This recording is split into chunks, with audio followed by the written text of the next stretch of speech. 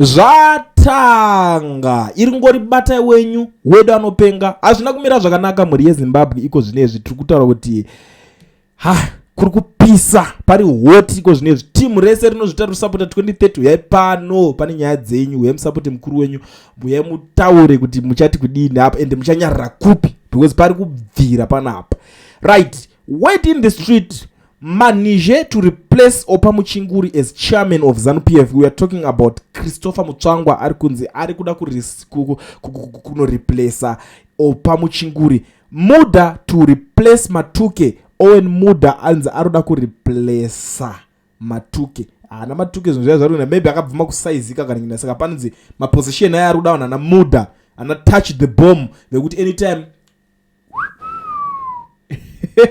pakaipa Temba Muliswa to replace General Sanyatwa. I don't know kuti Sanyatwa why vachinyanya umurerutsa kudaro. Chikungoti anongomisa tuma position tungoti sone basa rese ku sport amana zvinondo munhu andondo zvinondo is better to adzokera zvake ku army but kuti azo end up ato jobless like this. I don't know kuti zvichafamba sei. Those are the plans of Zviganandas amadzadiwa. To be very honest, ndo nyaya dziripo. Ameno kana zvakazochinjawo but isusu ndo zvatiri kutambira ma-streets. But pane nyaya iri kunyanya kunetsa pano, pane mudhara akadzingwa basa iko zvinezvi. Uya anonzi Dr. Obed Mpofu. Anzi ari kuramba kuti step down. Ari kurambira ipapo kuti ndezvekwenyu. Ndo nyaya ndiri kutambira panapa. Izvo zvimapepa izvo I think kana muri kukwanisa kuona. Saka vese vari kungoita sign in with mudenda wari kupinda akadai so vese angori ma-secretary general pakashata. Uta iwo ungandidzinga basa urani ina ndingambobvume kusiswa basa newe zvinhu zvakawanda zviri kuitika but muri yeZimbabwe without wasting much of your time ndoda ngotanga ndingoti iko zvinezvi kana kutosvika panapa ndisandavhura ndisandaita pull the trigger tanga nekulike this video izvezvi ndingopinda munyaya yacho iko zvinezvi ndigare ndaita se ndangopedza nemi because it is very important because panapa nyaya iri kuda ndiri kuona panapa kunzi reports from Harare indicate a looming cabinet reshuffle. But first today, Zimbabwe Electoral Commission officials were summoned for a so-called training session by the Central Intelligence Organization, apparently in preparation for another resolution expected from the ZANU-PF conference in Mutare that will demand President Mnangagwa's term to be extended to 2030 and open the way for referendum. That referendum, like past polls in Zimbabwe, will be manipulated. On the cabinet front, the current sports minister, General Anselam Sanyatwe, who is an ally of Mnangagwa's deputy, is reportedly to be on his way out with Mnangagwa's clansman and sports trainer Temba Muliswa tipped to replace him. The head of Zimbabwe's military commander of defense forces, General Valerio Sibanda, is said to be facing retirement as soon as October, with insiders claiming he is too professional for what is being planned. Describing someone as too professional is called of removing officers who might insist on rules and accountability when the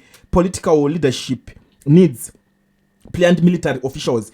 Politically, the maneuvers appear aimed at crippling the Deputy Vice President General Chiwenga after the Mutare conference, and short of a miracle such as a successful internal pushback by secretary services, the Mnangagwa camp intends to be in a position to totally sideline Chiwenga. If these reports come to pass, Zimbabwe will see further politicization of state institutions, a totally captured military, and a deeper assault on electoral credibility and judicial independence. General Chiwenga has been crippled politically, and his only way out is through a military coup, which is looking like a pipe dream with each day as Mnangagwa continues to purge anyone who hasn't shown loyalty and pay those who are up for the taking using his huge slush fund. Unlike Robert Mugabe, Mnangagwa is not hesitating to make Russian roulette moves to sideline Chiwenga as his faction. The military unit that was central to the 2017 coup, which removed Mugabe, was the Presidential Guard Brigade, which at the time was commanded by General Sanyatwe. Its currently commander's wife is now at the forefront of campaigning for Mnangagwa's ally and chosen successor. President Mnangagwa has decided not to travel out of the country at all, fearing that his allies will be arrested by Chiwenga when he is acting president, as they are said to be prepared dockets waiting to be executed.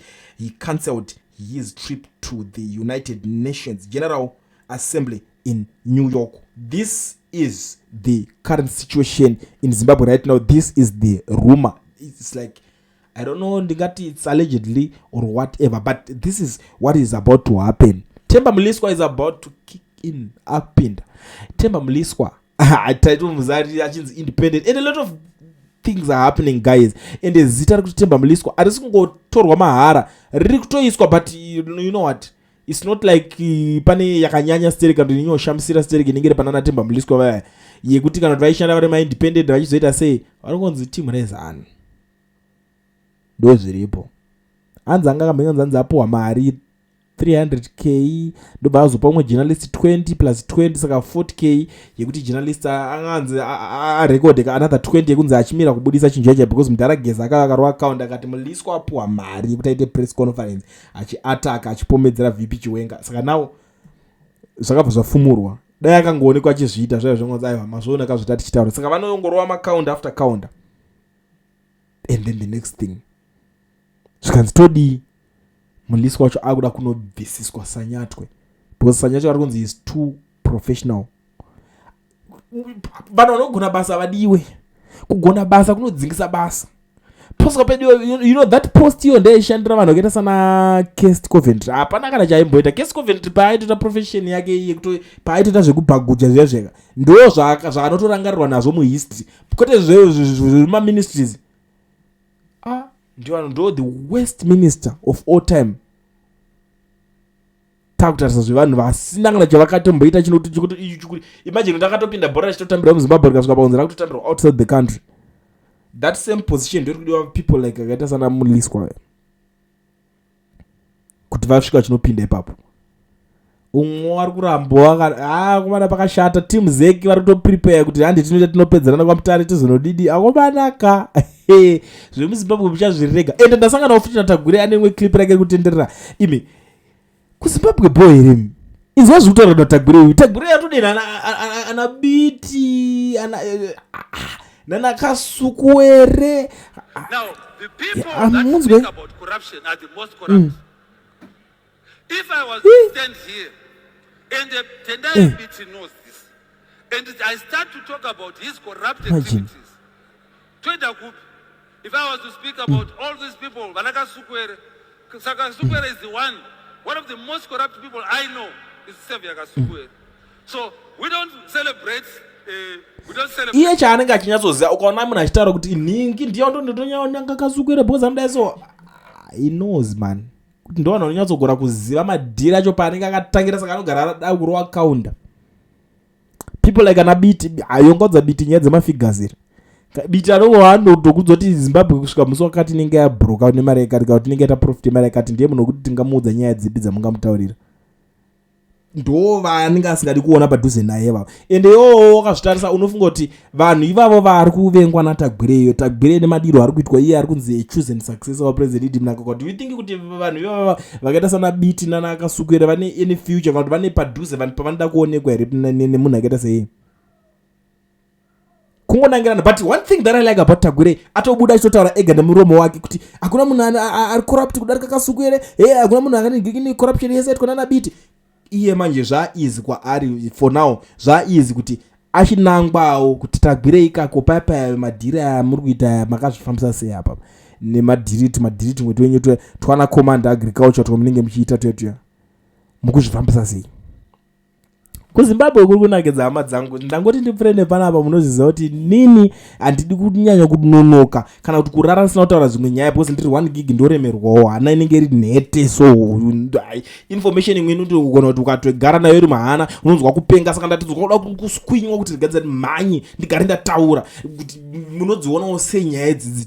Tongai megamana, tongai ndiudziye kuti muri kuonawo senyaya yecomment section ndikutoziva kuti zvesoka kwauri papapa wakufilawo zvandanga ndichifila zveso zvinhu zvese zviri kuitika izvi chiri sei icho chiri sei ichi.